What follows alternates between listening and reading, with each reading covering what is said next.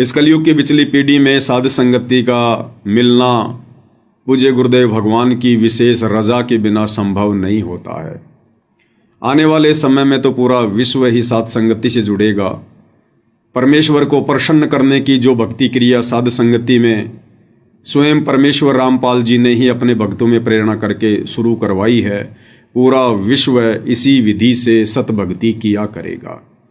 क्योंकि परमात्मा कहते हैं कि जब जब इस पृथ्वी पर शास्त्र अनुकूल सत भक्ति की शुरुआत होती है तो शुरुआत में काल रोड़े अटकाता ही अटकाता है। क्योंकि काल को यदि सबसे ज़्यादा परेशानी है तो केवल सत भक्ति से और सत भक्ति करने वाली आत्माओं से। लेकिन भाइयों और बहनों, आप और हमारे ऊपर तो पूर्ण ब्रह्म परमात्मा कबीर देव अल्लाहु अकबर सतगुरु रामपाल जी का हाथ है, उनकी मेहर है, उनकी रज़ा है। इसलिए उनकी छत्र छाया में, उनकी सिक्योरिटी में आप और हम सभी भगत भाई बहन ये सभी शास्त्र अनुकूल भक्ति क्रिया उनको प्रसन्न करने वाली निर्विघ्न रूप से कर रहे हैं। और यदि हम मर्यादा में रहेंगे और जैसा हम वर्तमान में भक्ति मार्ग पर चल रहे हैं, गुरु को परमात्मा मानकर, ज्ञान को आधार बनाकर, यदि हम इसी प्रकार से भक्ति मार्ग पर दृढ़ रहे तो अंतिम श्वास तक परमेश्वर हमें अपनी सिक्योरिटी में रखेंगे। तो भाइयों और बहनों, उसके लिए ये जरूरी है कि हम परमेश्वर जी के सत्संगों से भली भांति परिचित हों, गुरुदेव के अमर तत्व ज्ञान से भली भांति परिचित हों। क्योंकि ज्ञान से परिचित रहेंगे तो मर्यादा तोड़ने से बचेंगे, और मर्यादा तोड़ने से बचेंगे तो गुरुदेव भगवान सदैव अपना आशीर्वाद हम जीवों के शीश पर बना कर रखेंगे। और भाइयों और बहनों, इसी दिशा में गुरुदेव भगवान के सत्संगों के ऊपर जो वीडियो बनाए जा रहे हैं शॉर्ट वीडियो के माध्यम से, तो हम भगत भाई बहनों को बहुत कुछ सीखने और समझने को मिल रहा है। हमारा विश्वास, हमारा आत्मबल दिन ब दिन भक्ति मार्ग पर आगे की ओर बढ़ रहा है। और हमें कैसे दृढ़ विश्वास हो कि परमेश्वर कौन है, कैसा है, कहाँ है, क्या करता है, जब तक हमें इन सब बातों की भली भांति जानकारी नहीं होगी तब तक भाई और बहनों हम दृढ़ नहीं हो सकते। अब इस बात का तो पता चल गया, पूरी संगत को पता है इस बात का तो, क्योंकि पूज्य गुरुदेव भगवान ने, परमेश्वर रामपाल जी ने स्वयं कबीर देव होते हुए भी अपने आप को छुपाते हुए, कबीर जी का दास बताते हुए, उनका भेजा हुआ संत बताते हुए, उन्होंने कबीर जी को वेदों से, सूक्ष्म वेद से सृष्टि रचना बताकर पूर्ण ब्रह्म परमात्मा साबित कर दिया है। तो सारी की सारी संगत को इस बात का तो पता चल गया है कि परमात्मा कबीर है। जब भी उनसे पूछा जाता है भाई और बहनों से कि परमात्मा कौन है, भगवान कौन है, तो सबके मुख से यही निकलेगा कि परमात्मा कबीर जी हैं। फिर उनसे कोई सवाल करे कि भाई हमारी मुक्ति कैसे होगी, फिर मोक्ष कैसे होगा, भाई जब तक कबीर भगवान नहीं मिलेगा तब तक मुक्ति नहीं होगी, तब तक मोक्ष नहीं होगा।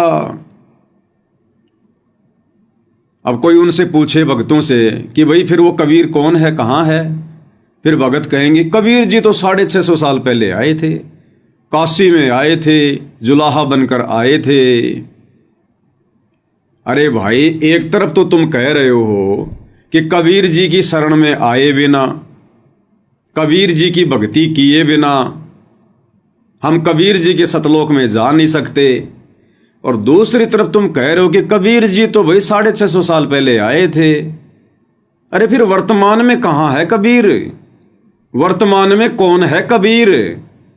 अब मुझे भूख लग रही वर्तमान में, मुझे प्यास लग रही वर्तमान में, और मैं रोटी पानी के विषय में किसी से पूछूं, क्योंकि दुनिया कहती है कि रोटियां खाने से भूख मिटेगी, पानी पीने से प्यास बुझेगी, और कोई तरीका नहीं है, नहीं तो मर जाओगे। और भूखा आदमी कहे कि भाई रोटियां कहाँ हैं, पानी कहाँ है, अब वो सामने वाला जो रोटी पानी की महिमा कर रहा है दिन रात, वो कहे रोटी पानी तो 650 साल पहले आए थे। अरे तो नालायको, फिर तुम कैसे जिंदा हो, तुम क्या खा रहे हो? फिर मुझे भूख वर्तमान में लग रही, प्यास वर्तमान में लग रही, तो वर्तमान में रोटी पानी चाहिए ना। 650 साल पहले रोटी पानी थे, आज उनकी फोटोएं देखने से मेरी भूख थोड़ी मिटेगी। मुझे तो वर्तमान में ओरिजिनल रोटी चाहिए, ओरिजिनल गिलास पानी का चाहिए। तो भाई और बहनों, परमेश्वर रामपाल जी की संगत को, जो विशेषकर इन सतलोक आश्रमों से जुड़ी हुई है, उन भाई बहनों को इतना तो ज्ञान हो गया कि परमात्मा कबीर जी हैं, जो 650 साल पहले आए थे। लेकिन उनको ये विश्वास नहीं है कि वो परमात्मा कबीर जी वर्तमान में कहाँ है, कौन है। और जब तक ये हमारे हृदय में नहीं समाएगी बात है कि वर्तमान में कबीर जी कौन है और कहाँ है, क्योंकि कबीर जी के बिना भाई और बहनों ये काल हमें सतलोक का रास्ता दे नहीं सकता। और कोई नहीं है यहाँ, चाहे लाख सतगुरु बन जाओ, लाख परमात्मा से परिचित होकर दुनिया ज्ञान प्रचार करे। परमात्मा से परिचित होकर धर्मदास जी ने भी ज्ञान दिया। क्या धर्मदास जी से कोई पार हुआ? खुद भी नहीं हो पाए। परमात्मा से परिचित संत गीसादास जी भी हुए, क्या एक को भी पार किया? मलुकदास जी भी परमात्मा का सतलोक देखकर आए थे, उनके प्रतिनिधि कहलाए, उनकी आत्मा कहलाई, क्या एक भी पार हुआ? गरीबदास जी भी आए थे, एक को भी पार किया उन्होंने? नानक जी को भी सचखंड दिखाकर लाए थे परमात्मा, नानक जी उनके प्रतिनिधि थे, क्या एक भी आत्मा नानक जी ने पार की? पार कौन करेगा? स्वयं कबीर। और कबीर जी अपने वास्तविक ओरिजिनल नूरी रूप में धरती पर आ नहीं सकते। उन्होंने अपना वो तेजोमय शरीर हल्का करके आना पड़ता है। अब हल्का करके आएंगे तो किस लिए आएंगे? आप और हम इंसानों को ज्ञान देने के लिए आएंगे। भाई हम समझेंगे कैसे सतलोक क्या है, सृष्टि रचना क्या है, मोक्ष मार्ग क्या है? जब हमें ज्ञान दिया जाएगा तो ज्ञान कौन देता है? गुरु। तो कबीर देव अपने रूप को हल्का करके, सरल करके और ज्ञान देने के लिए आएंगे। जब ज्ञान देंगे तो क्या कहलाएंगे? गुरु कहलाएंगे। और फिर पूज्य गुरुदेव भगवान ने एक सत्संग में बताया कि बच्चों, यदि परमात्मा ना आते तो ये काल हमें रास्ता नहीं देता। तो वर्तमान में हमें रास्ता चाहिए ना सतलोक जाने का। तो वर्तमान में फिर रास्ता कौन बताएगा? कौन बता सकता है? स्वयं कबीर जी बता सकते हैं। परमात्मा के स्वयं आए बिना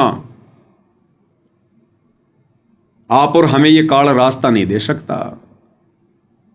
और आज हम सभी भगत भाई बहन गुरुदेव से उपदेश लेकर निश्चिंत होकर बैठे हैं, चाहे मर्यादा में हैं या नहीं हैं, चाहे गुरु को परमात्मा मानते हैं या नहीं मानते, लेकिन निश्चिंत होकर बैठे कि हम सतलोक जाएंगे, सतलोक जाएंगे, काल हमें नहीं रोक सकता। अरे भैया, काल उस समय नहीं रोक सकता जब स्वयं कबीर जी धरती पर गुरु रूप में आएंगे। और मान लो कबीर जी स्वयं धरती पर गुरु रूप में आ गए, और यदि भक्तों को विश्वास नहीं है कि मेरा गुरु स्वयं कबीर है, तो भी भाई और बहनों, सतगुरु उन आत्माओं को सतलोक लेकर नहीं जाएगा, क्योंकि वहां तो विश्वासी आत्मा जाएगी। कहे कबीर सुनो भाई साधो, मैं तो हूं विश्वास में। तो एक छोटा सा संकेत ही काफी है ये समझने के लिए कि वर्तमान में धरती पर कबीर कौन है और किस रूप में है। तो क्या कह रहे हैं गुरुदेव भगवान, काल हमें कैसे रास्ता देता है? पुण्यात्माओं, ये ज्ञान परमात्मा स्वयं आकर ही हमें बताते हैं। और यदि वो परमात्मा स्वयं आकर के अपना ज्ञान प्रचार ना करे तो ये काल हमें कोई रास्ता नहीं देता। क्या कह रहे हैं गुरुदेव कि पुण्यात्माओं, यदि वो परमात्मा स्वयं आकर हमें ज्ञान ना दे, अब भाई जो ज्ञान देगा वही तो नाम देगा। तो गुरुदेव कह रहे हैं कि पुण्यात्माओं, यदि परमात्मा स्वयं आकर हमें ये ज्ञान ना दें तो ये काल हमें रास्ता नहीं दे सकता। तो भाई बताओ फिर वर्तमान में परमेश्वर रामपाल जी के रूप में धरती पर कौन है जो गारंटी दे रहे हैं कि यदि तुम इस दास के द्वारा बताई गई सत भक्ति पर आजीवन मर्यादाओं के साथ डटे रहे तो काल के सिर पर पैर रख के सतलोक जाओगे। तो परमेश्वर रामपाल जी कौन शक्ति है, कौन महापुरुष हैं? स्वयं कबीर देव। और इसीलिए हम सत्सेवक भाई बहन जिन पर परमेश्वर कबीर जी ने, रामपाल जी ने विशेष दया बख्शी, मेहर बख्शी। हम आत्माओं का ज्ञान योग खोला, स्वयं से परिचित करवाया, अपनी वास्तविक सतलोकीय स्थिति से परिचित करवाया, जिस कारण हम आत्माओं ने गुरु को परमेश्वर के रूप में जान लिया, पहचान लिया और अपने मोक्ष के लिए निरंतर आगे की ओर बढ़ रहे हैं। क्योंकि भक्ति मार्ग पर भाई और बहनों, संघर्ष भी वही आत्मा कर सकेगी जिस आत्मा को यह दृढ़ विश्वास हो जाएगा, जिसके हृदय में ज्ञान समा जाएगा कि कबीर भगवान तेरे गुरु के रूप में स्वयं धरती पर प्रकट हैं। और नादान, ये मौका बार बार नहीं मिलता है। ये तो बिल्ली के भाग का छिक्का टूट गया, ये तो दाव लग गया तेरा दाव। इसलिए अब की बार ये दाव मत चूक। सिर धड़की बाजी लगानी पड़े लगा दे, नहीं तो ये सिर तेरे काड़ उखाड़ेगा फिर असंख्यों बार। मुर्गा बना के, बकरा बना के, सैनिक बना के, किसी का दुश्मन बना के तेरी गर्दन उड़ाई जाएगी बार बार। तो ये ज्ञान भाई बहनों के हृदय में समा गया और गुरु को हृदय से परमात्मा मान लिया। तभी तो हम भाई बहन अपने गुरु को ही परमात्मा मानकर इस सत भक्ति को कर रहे हैं। और इसका जीता जागता प्रमाण इस लाखों की संगत में से हम तो छोटे मोटे भगत हैं परमेश्वर रामपाल जी के, जो भाई बहन साथ संगति से जुड़े हैं। हम तो कल के भगत हैं, हमें तो सिर पैर का भी नहीं पता ज्यादातर ज्ञान का। और जो जो भाई बहन पिछले 10 वर्षों से, 20 वर्षों से, 25 वर्षों से परमेश्वर रामपाल जी से जुड़े हुए हैं, उनको भी आज वर्तमान में वो विशेष सद्बुद्धि प्राप्त नहीं है जो हम आजकल के भक्तों को परमेश्वर ने बख्श दी है।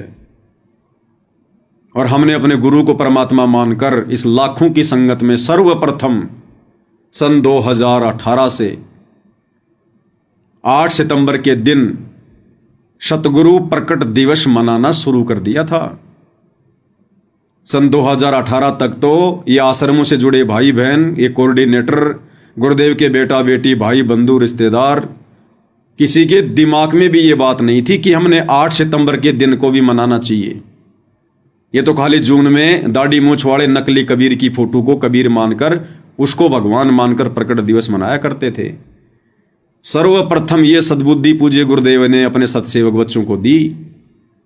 और उसके बाद 2018 से फिर देखा देखी में ये सतलोक आश्रम वाले भी 8 सितंबर के दिन गुरुदेव को एक मानुष मानकर, मनुष्य मानकर, अपने जैसा जीव मानकर उनका जन्मदिन मनाने लगे।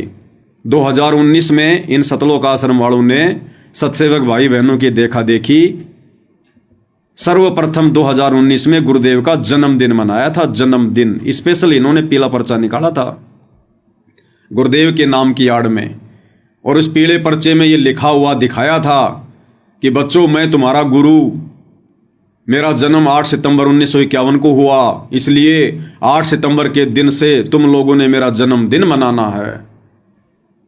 और इन्होंने जन्मदिन मनाना शुरू किया 2019 से। फिर हम सत्सेवक भाई बहनों ने वीडियो बनाए कि नादानो, ये तुम क्या कर रहे हो?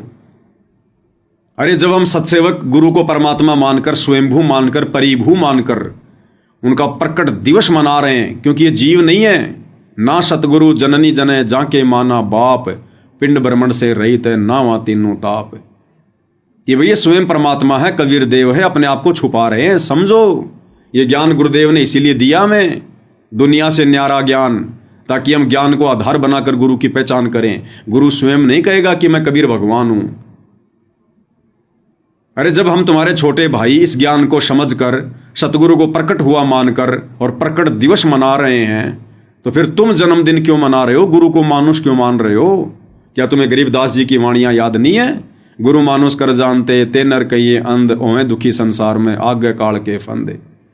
कबीरा ते नर अंध हैं जो गुरु को कहते, और हरि के रूठे ठोर है, सतगुरु के रूठे नहीं ठोर।